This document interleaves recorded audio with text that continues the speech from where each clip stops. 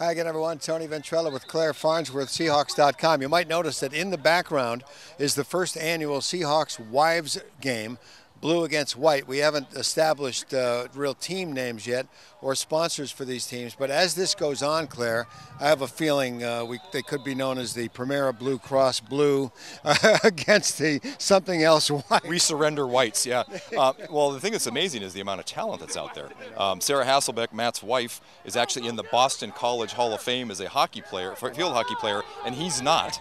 You know, and then just some of the other players like Deion Branch's wife was a track star, and his volleyball players, and so there's a little bit of athletic genes going on out there. Quite a bit. All right, we got a preseason game coming up Saturday night against the Denver Broncos.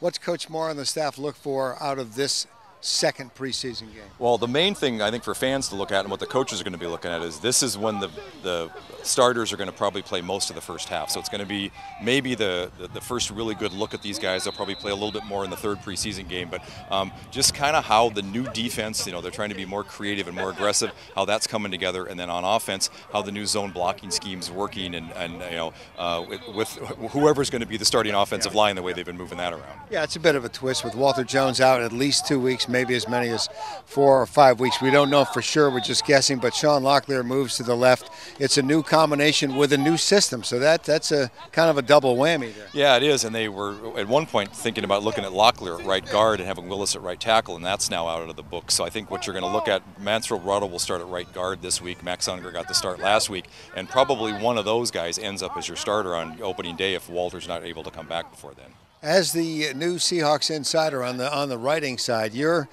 doing an analysis this weekend of what the camp has been, who's been the star of the camp, and without giving away too much information, you pretty much have one star of this camp, don't you? Well, and no matter who I talk to, I mean, from the defensive coaches to the security guys that are out here watching during practice, it's like number 89. John Carlson had an unbelievably solid camp, and as you know, every day I would pick a player of the day, and there would be days like, okay, I'm not picking Carlson again, I can't pick him, but he had the kind of camp where he could have probably been the pick every day. So yeah, that's been real impressive, and I have some other little awards I've given with some inputs from the coaches and other players, so something to look forward to. Something I always used to like doing when I was at the PI, and they've kind of let me carry it over here at Seahawks.com. You bet. Well, Claire, it's always a pleasure. We'll see you at the game. We're going to watch the second half of the Seahawks Wives game, the first annual.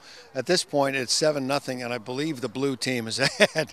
That's a real journalist. I'm pretty sure one of the teams is ahead. Thanks, Claire. We'll talk to you after and one of the teams will probably win. That's a good. And well, we don't know. And it'll be the team that scores the most points. And you don't get insight like that anywhere else but on Seahawks.com. Unless it's a tie, which is okay in soccer. Remember that. All right, we will see you after the game tomorrow. Tony Ventrella, Seahawks.com.